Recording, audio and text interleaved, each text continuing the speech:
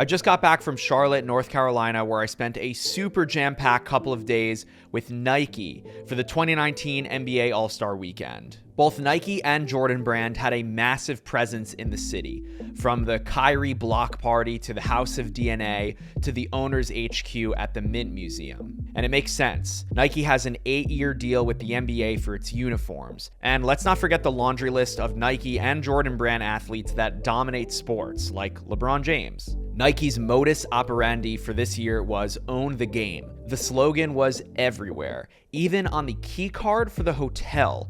Really nice attention to detail there. The sort of main attraction was definitely the owner's HQ at the Mint Museum, where they invited fans to participate in various activations, like jersey customizations and a sneakers pop-up, for example. There was a notable emphasis on technology throughout the space, which of course I liked, and is why I'm making this video in the first place. And no, this is not a sponsored video. Nike is not paying me to say any of this. All right, let's go inside the space and I'll show you what Nike and Jordan Brand did from a tech perspective for All-Star Weekend. On the first floor of the owner's HQ, we were greeted with Team LeBron and Team Giannis connected jerseys displayed along the wall. There was a vending machine that distributed these little gift boxes when you scanned a QR code inside the sneakers app. It came with this sticker that, when scanned with Snapchat, revealed this unique AR demonstration. It worked really well with my iPhone XS. And speaking of Snapchat, Nike set up custom augmented reality lens stations, where I worked with a Snapchat employee to create a custom lens using special software. I chose a headband and a LeBron quote, and then I was able to send it to my phone and use it in Snapchat like I normally do with any other lens. Throughout the space were various posters that activated similar AR experiences inside Snapchat. Cool stuff. The tracking and depth sensing worked well. Nike installed a half-court basketball court right inside the museum, complete with gigantic screens that doubled as walls. We saw Giannis Antetokounmpo get wrecked in NBA 2K against a 4th grader, and then the king himself made an appearance. Please help me welcome the one and the only LeBron James.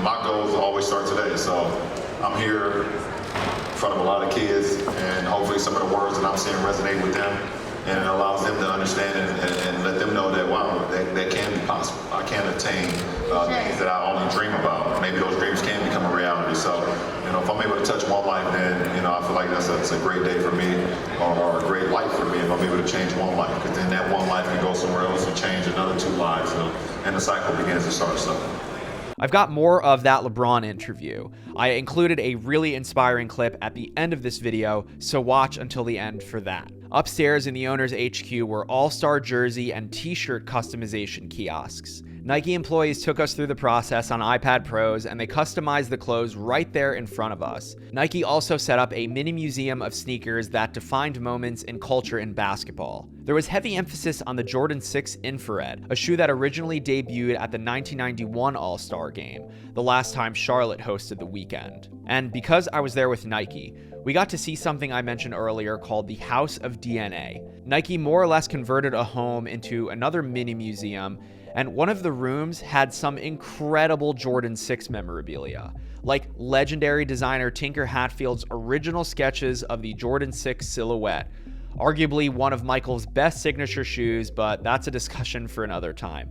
I totally geeked out in there. But the most techie thing I saw this weekend was by far the Nike Adapt BBs. They're Nike's self-lacing basketball sneakers, and they are absolutely dope. Not only did I get to try them on, I got to attend an invitational high school basketball game where players were in them, and they were on the court during All-Star Weekend. I was not on the court during All-Star Weekend, but I did get to shoot around in them on Nike's indoor court in the Mint Museum. I sat down with Jordan Price, Senior Director of Nike Smart Systems Engineering. He worked on the lacing system. From what I gathered and what we discussed, the laces are not traditional shoestring material, but parachute cords. And Price sees the Adapt line of sneakers as a platform, meaning Nike will more than likely go beyond just basketball shoes that self-lace.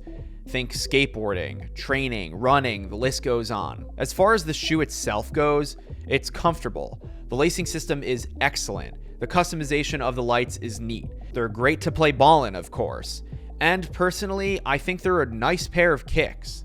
I finally got my personal pair of Adapts delivered to the studio, and I'm working on a deep dive video where I'll detail the shoes and the app and all that. Make sure you're subscribed to my channel so you don't miss it. In sum, my weekend in Charlotte was nothing short of dope. The All-Star activities themselves, of course, were very cool to attend. I am super thankful that Nike invited me out, and I got to experience everything that I did. My longtime viewers know how much of a sneakerhead I am, and this weekend was one for the books for me. Thank you for watching. How hard is the pressure on me when I'm playing in the NBA? I think at the end of the day, you create your own pressure. You create your own pressure.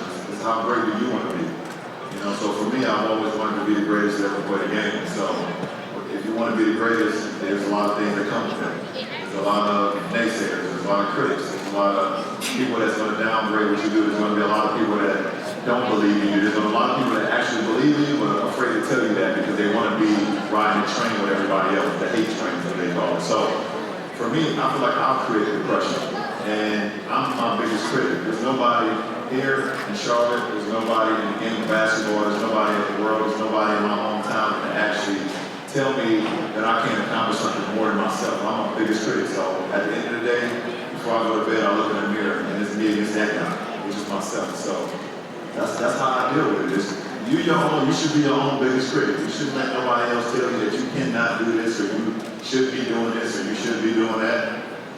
No, I'm gonna do this because I'm the one who has to live with the consequences, or I'm gonna live with the results because we all have our own lives to live.